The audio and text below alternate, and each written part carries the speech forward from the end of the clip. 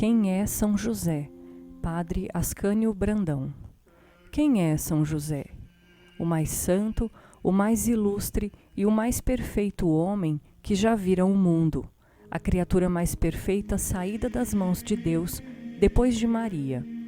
Quem foi São José? O mundo o conhece e a história registra seus feitos heróicos? Não. O Evangelho, até mesmo o Evangelho, fala pouco de São José. E, no entanto, o mundo não vira maior nem mais perfeita criatura. Acima dele só Jesus e Maria. Abaixo, todos os homens, ainda os maiores patriarcas e profetas da antiga lei, os maiores santos da nova lei. Criatura singular e privilegiada. O Pai adotivo de Jesus Cristo, nosso Deus, e esposo castíssimo de Maria, Mãe de Deus. Não se pode acrescentar nada mais a isto. O santo patriarca fora predestinado por Deus, estava no plano divino da encarnação. Jesus havia de nascer de uma virgem, Maria Imaculada, e esta Virgem Puríssima seria esposa do castíssimo e santíssimo José. O anjo Gabriel, diz São Lucas, fora enviado a uma virgem, desposada com um varão que se chamava José. Estas simples palavras do Evangelho definem São José, sua missão na terra e os singulares e sublimes privilégios que o adornaram. O anjo anuncia à Virgem o mistério adorável da encarnação e, ligado a este mistério, o nome de São José. Era o esposo virginal da Mãe do Verbo, seria o pai adotivo, o guarda, o sustentáculo do Salvador do mundo. Seria chamado Pai do Pai de todas as criaturas, amparo de quem ampara o universo, Senhor e governador do Senhor dos senhores, do Rei dos reis. Este é São José. O Evangelho o chama e define também o justo. Eis aí, pois, quem é São José, esposo de Maria, pai adotivo de Jesus, o maior dos santos, o justo. A maior glória de São José, a mais rica pérola do seu diadema, o título e privilégio que o faz o maior dos santos, é o Pai do Filho de Deus humanado. Todos os santos se gloriam de serem chamados servos de Deus, servos de Jesus Cristo. São José, e só ele, foi chamado Pai do Salvador, Pai de Jesus Cristo. Entre os títulos de glória do santo, este é sem dúvida o maior. Sempre no Evangelho, São José foi chamado e considerado Pai de Jesus.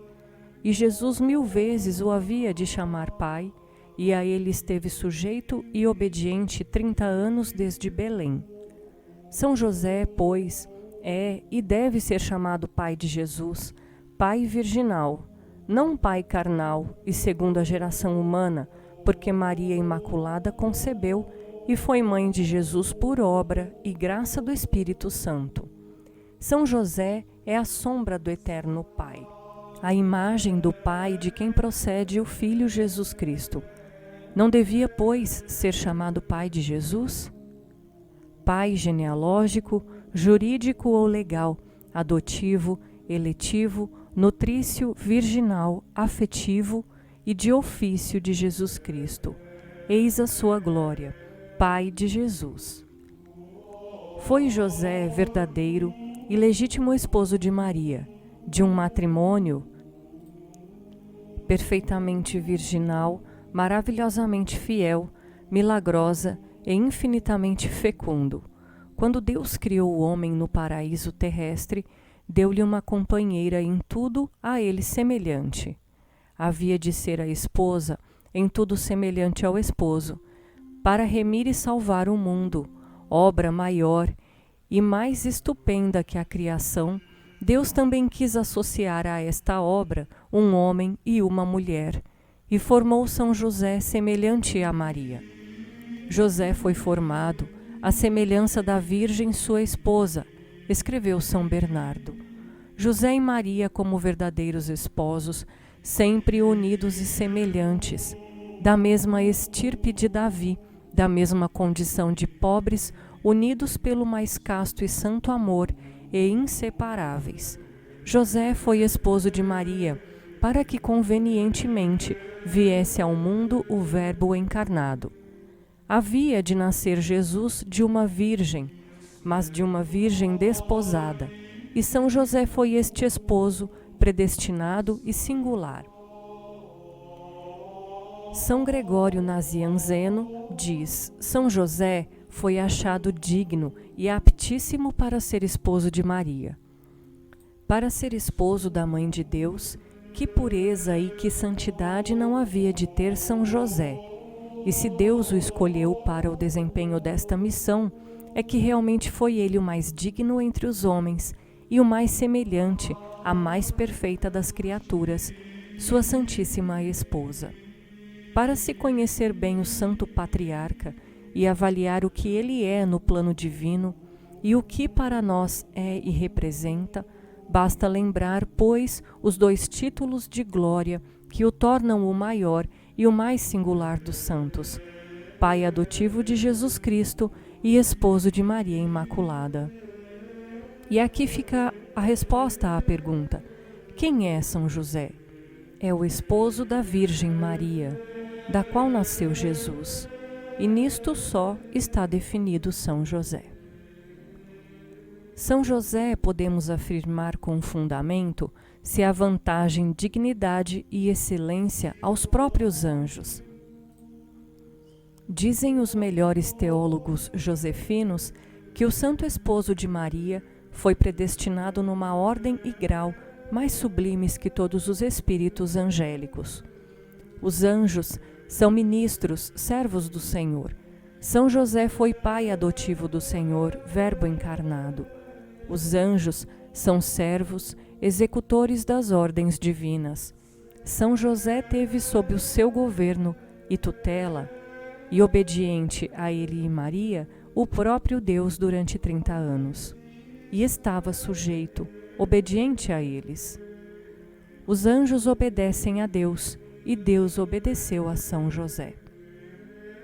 Os anjos tiveram íntimas relações com o Verbo encarnado e exerceram ministérios em ordem do mistério da encarnação. O arcanjo Gabriel anuncia a Zacarias o nascimento do precursor de Cristo, e o mesmo arcanjo anuncia à Virgem Santíssima o mistério da encarnação do Verbo. Os anjos anunciam aos pastores o nascimento do Salvador. Um anjo aparece a José para salvar o menino Deus da perseguição de Herodes, e de novo o avisa, quando morre o perseguidor, a que volte para Nazaré. Os anjos servem a Jesus no deserto, um deles conforta-o no horto, e na ressurreição aparecem as santas mulheres. Todos estes mistérios, porém, podem ser maiores que o de São José para com Jesus Cristo? As afinidades de São José com Cristo são mais íntimas, mais profundas, especiais e diretas. Foi pai de Jesus, rei dos anjos e esposo de Maria, rainha dos anjos. Por mais que meditemos nas prerrogativas e privilégios e grandezas dos anjos, estas criaturas mais perfeitas que o homem, nunca poderemos encontrar razão alguma que os torne superiores ao Santo Patriarca. Não há dúvida, pode chamar-se São José da Celeste Milícia. O grau de predestinação se mede pelo grau de caridade que têm as almas nesta vida. São José, pela sua união imediata com Jesus, o próprio Deus, fez tanto progresso no amor divino que se avantajou aos anjos em dignidade. Nenhum espírito celeste mereceu a honra de ser pai adotivo do Filho de Deus. As relações das outras criaturas com Jesus foram, de certo modo, indiretas. Referiam-se a alguma coisa de Jesus. Os anjos executam suas ordens, os mártires dão testemunho da verdade ensinada pelo Divino Mestre. Os doutores desenvolvem seus ensinamentos divinos, as virgens honram a pureza eterna. Cada alma santa reproduz, de um modo predominante, tal ou tal virtude de Jesus. O caráter distintivo, porém, das funções de São José é tender por sua própria natureza diretamente à pessoa de Jesus Cristo. E é isto que faz o Santo Patriarca superior a todos os coros angélicos. Comparando a missão de São José à de cada um dos coros angélicos, demonstra com a doutrina angélica de São Dionísio quanto maior, mais bela, mais sublime foi a missão de José. Mais do que simples mensageiro e guarda dos homens, foi aquele que do céu recebera o encargo de guarda de Jesus, cabeça do gênero humano. Mais que os simples anjos e arcanjos, mais que as potestades, virtudes e dominações, mais elevado que os tronos, mais conhecedor do eterno e íntimo dos arcanos celestes que os querubins, mais abrasado na divina caridade que os serafins. É, pois, São José, anjo pela vida, arcanjo pelo ofício, príncipe pela vitória do Rei dos Reis, potestade pelas operações sobrenaturais, virtude pela perfeição, dominação porque está acima das criaturas, trono porque recebeu nos seus braços o próprio Deus, querubim porque mais de perto conheceu a Deus, serafim porque depois de Maria ninguém melhor e mais pôde amar a Deus, nem no céu, nem na terra. Digamos, pois, ó São José, ó santo acima dos anjos e dos santos, possamos imitar-vos na angélica pureza e servir a Maria, Rainha dos anjos, para melhor amarmos o Rei eterno dos anjos. Os anjos, define o Catecismo, são puros espíritos que Deus criou para a sua glória e seu serviço. A glória e o serviço de Deus é a missão dos espíritos celestes. Para que foi criado e predestinado São José? Para ser na terra a imagem do Pai Celeste, o pai adotivo do próprio Deus e esposo da Mãe de Deus. Os anjos nos guiam, protegem, e os coros angélicos estão a serviço do Senhor. Os anjos têm a visão e o serviço de Deus. São José teve a intimidade do Filho de Deus humanado e o serviu longos anos, do presépio de Belém aos dias da pregação do Evangelho. Nenhum anjo foi tão familiar de Deus. Podia dizer São José ao Senhor: Meu Deus, quando tomastes a forma humana para nos remir, depois de Maria vossa mãe, e mais que vossos anjos, tive a incomparável felicidade e honra de vos servir. Tivestes fome e sede, e vos dei de comer e beber com o suor de meu rosto. Eu vos recebi nos meus braços e vos salvei da morte e perseguição de Herodes. Protegi, amparei vossa Mãe Santíssima. Senhor, recebi a missão de vos amparar e proteger na terra, para que pudesse amparar e proteger meus devotos. Não é realmente superior, mais eficaz e poderoso o ministério de São José que o dos anjos? Peçamos ao Santo Patriarca que nos obtenha a graça incomparável da salvação eterna pela fidelidade ao serviço de Deus na terra. Invoquemos o nosso anjo da guarda para que nos ajude a honrar ao nosso grande santo protetor, que é também príncipe dos anjos e arcanjos.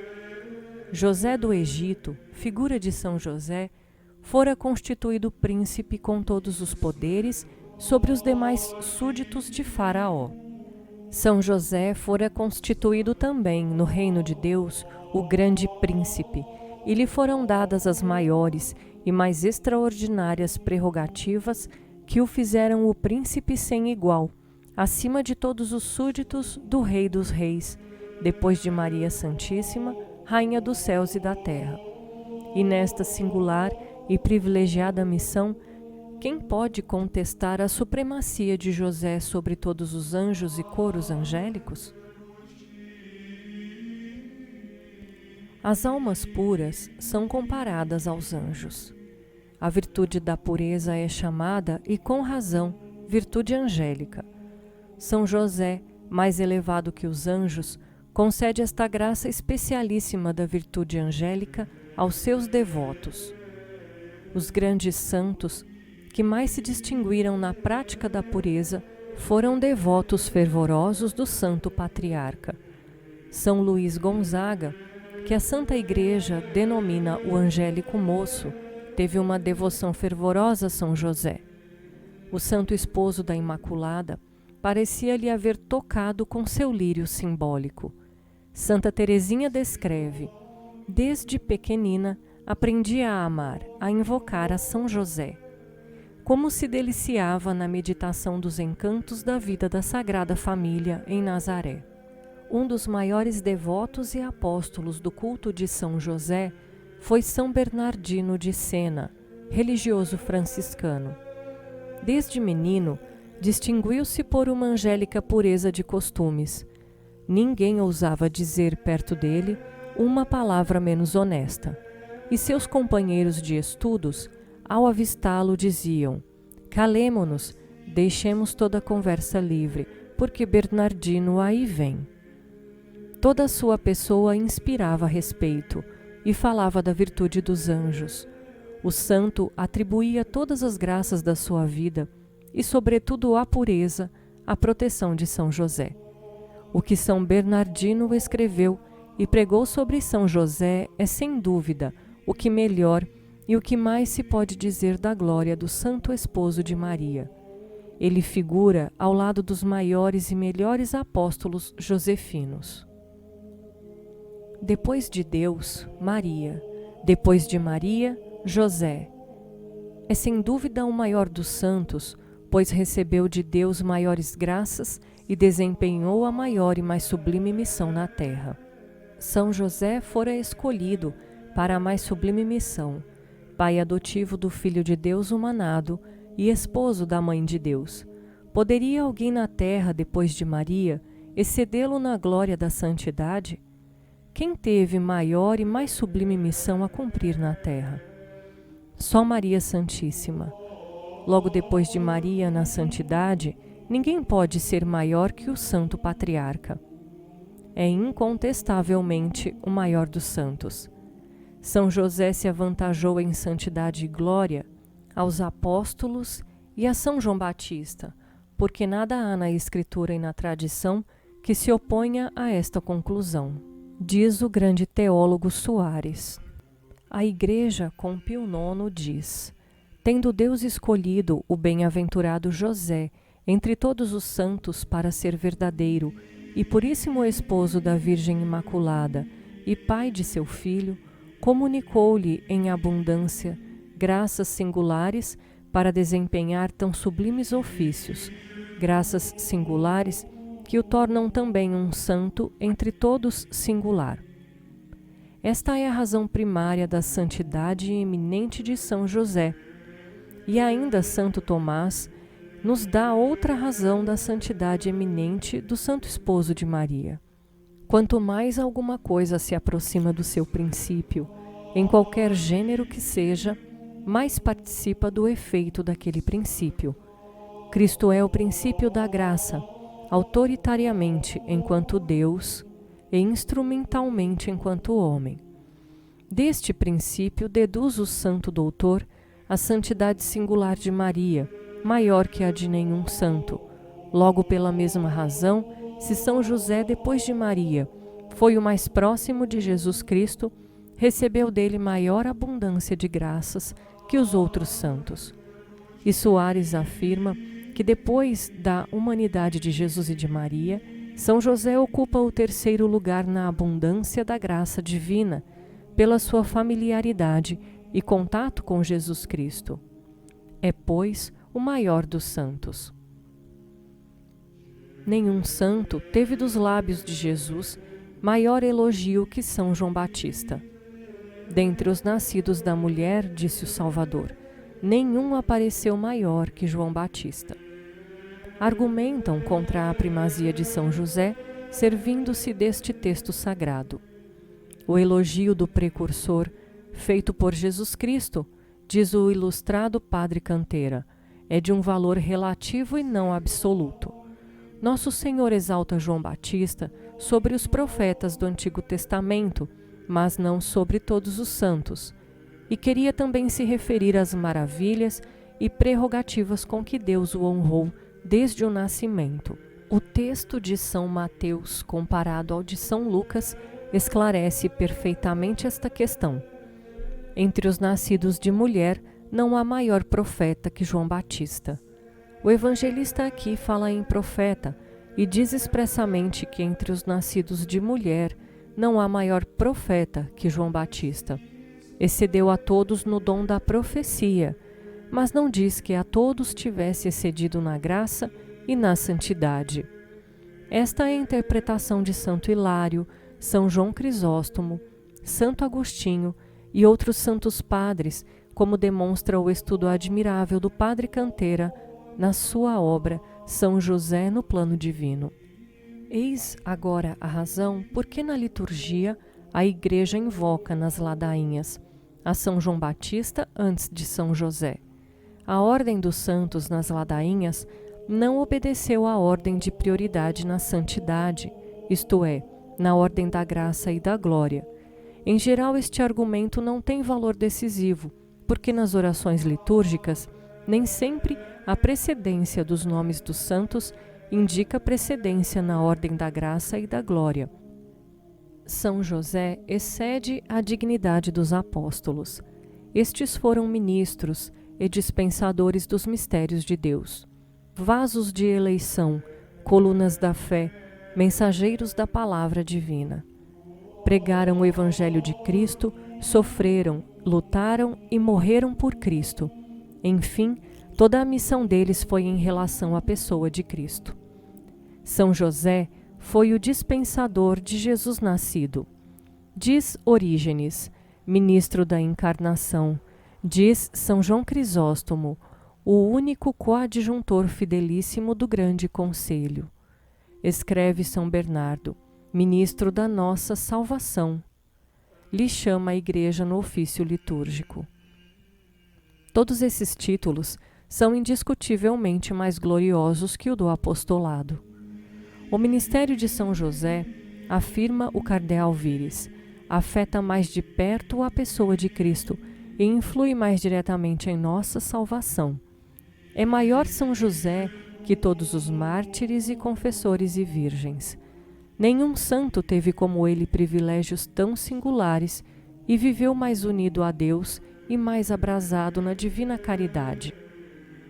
Pelas relações com Jesus e Maria Santíssima, é o maior dos santos e precede a todos os eleitos no culto que lhe prestamos. E finalmente, Pio IX proclama o Santo Patriarca patrono da Igreja Universal. O patrono é superior aos que patrocina. Evidentemente, vale esta razão por muitas outras.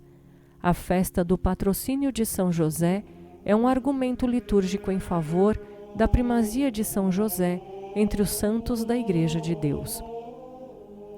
Concluamos, pois, com os santos doutores, os teólogos, os melhores autores josefinos. São José é o maior dos santos, maior que João Batista e os apóstolos, maior que todos os eleitos na graça e na glória. O Santo Padre Pio IX, de saudosa memória, fora o Papa de uma das horas mais tormentosas e difíceis da história da Igreja. Devoto fervoroso de São José, consagrou ao Santo Patriarca toda a Igreja em 8 de dezembro de 1870. O culto de São José desde então mais se desenvolveu e admiravelmente em todo o mundo católico. O Papa da proclamação da Imaculada Conceição e da infalibilidade pontifícia foi também o Papa de São José. Certa vez em Roma, apareceu um artista de valor e o Papa lhe recomendou a pintura de um quadro no qual deveria figurar o céu. Pio IX acompanhava os trabalhos da tela com extremo carinho. Um dia, quando já bem adiantada ia a obra, o artista explica ao pontífice o assunto e o simbolismo das figuras e o lugar dos personagens na tela. E São José, onde o colocou? Ei-lo, diz o pintor, mostrando um ângulo do quadro, ei-lo aqui neste canto. Não, meu filho, diz Pio IX, ali não pode ficar. Quero-o aqui ao lado de Jesus e Maria. Não me tire São José de junto de Jesus e Maria, porque assim é que estão eles no céu. Bela e tocante lição. Em nossas orações, em nossa devoção, nunca separemos o que Deus uniu na terra e no céu, Jesus, Maria e José. O que mais impressiona em São José é o silêncio profundo da sua vida.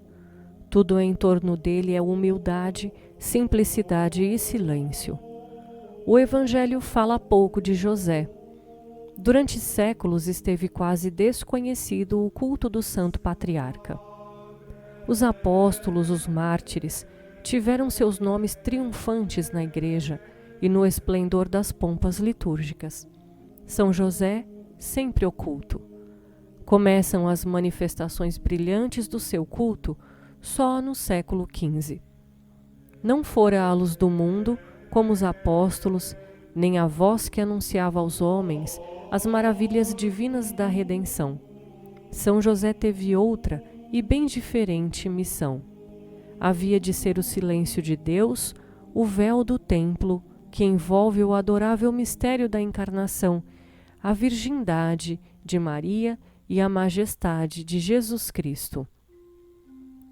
O silêncio sempre foi o adorno da grande santidade. Encerra em si algo divino. Quase toda a vida humana de Jesus esteve marcada com o silêncio.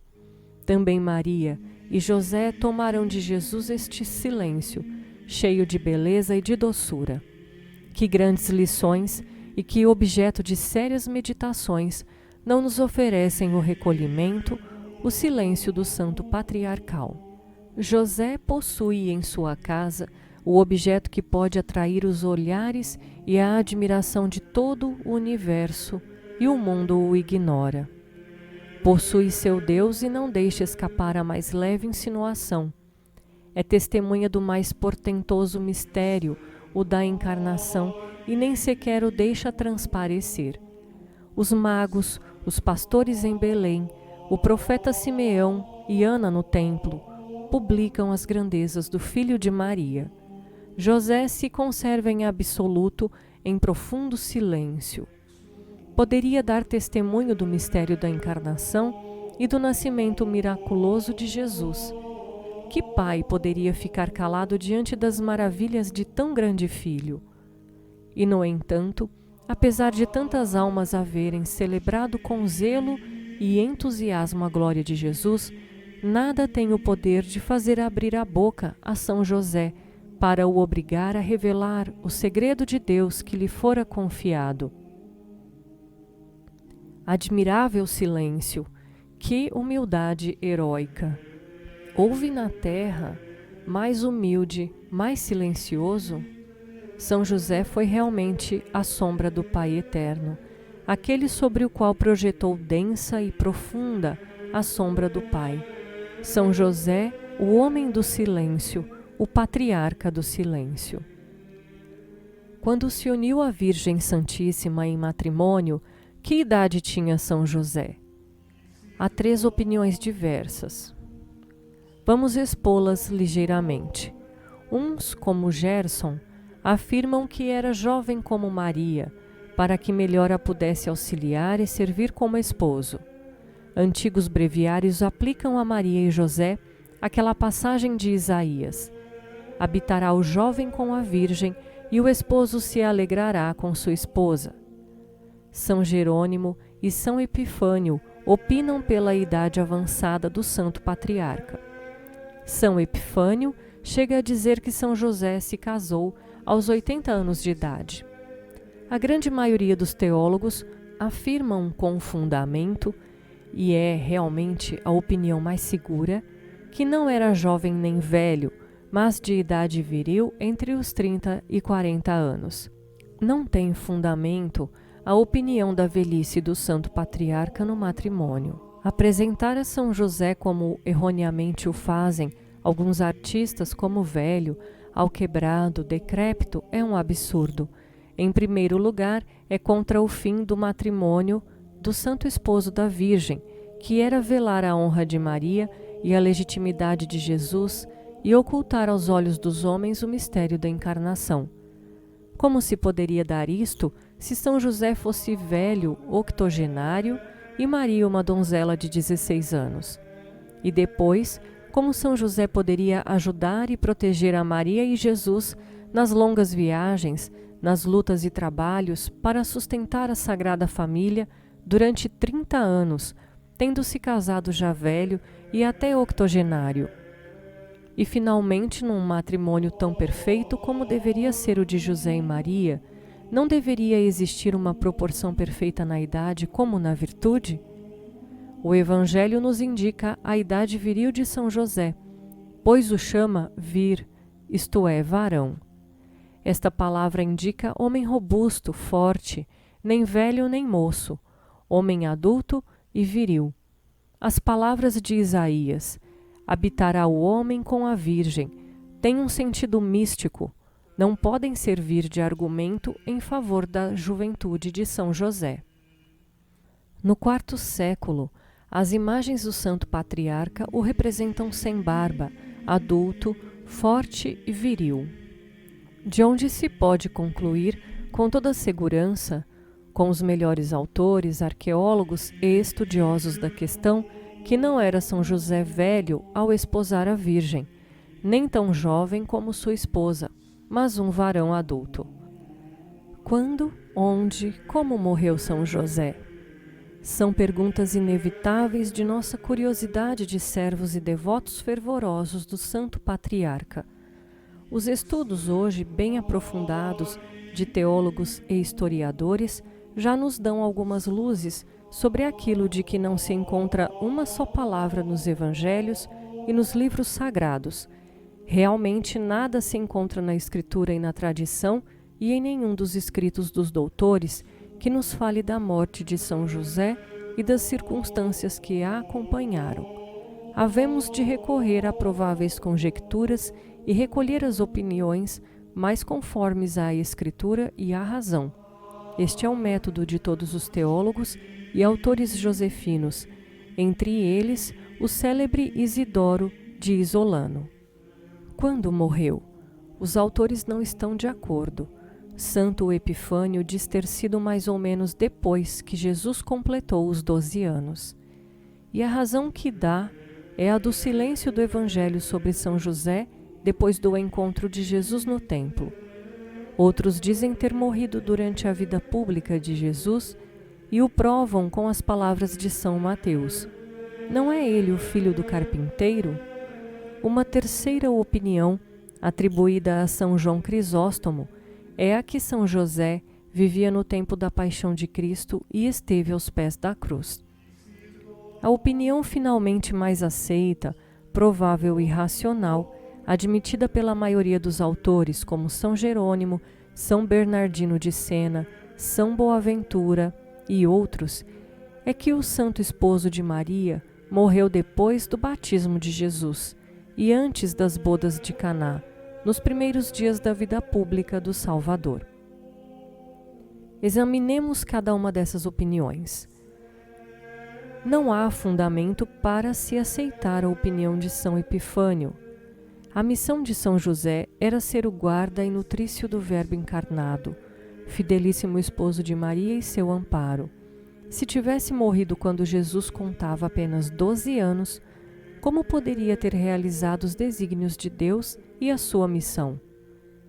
Que São José tivesse vivido durante a vida pública de Jesus, também não encontramos fundamento no Evangelho, porque não aparece nas bodas de Caná.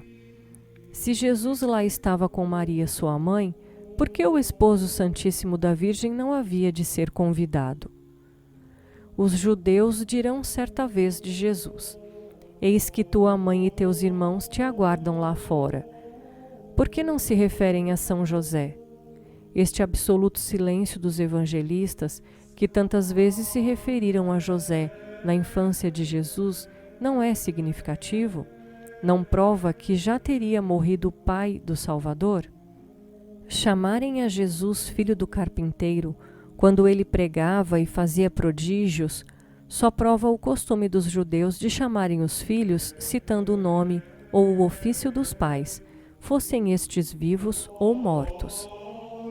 A opinião atribuída a São João Crisóstomo de que José vivia no tempo da paixão é rejeitada pela maioria dos autores, e o maior argumento contra ela é o de ter Jesus entregue sua mãe aos cuidados de João Evangelista no Calvário, pois se o esposo virginal de Maria fosse vivo, não era justo que fosse recomendada a ele a mãe de Deus?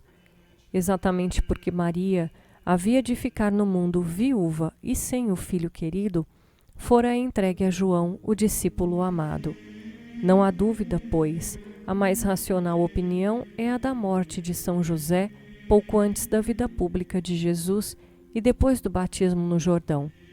Estava cumprida sua missão de esposo de Maria, velário sagrado do mistério da encarnação, sombra do Pai eterno, sustentáculo e amparo de Jesus.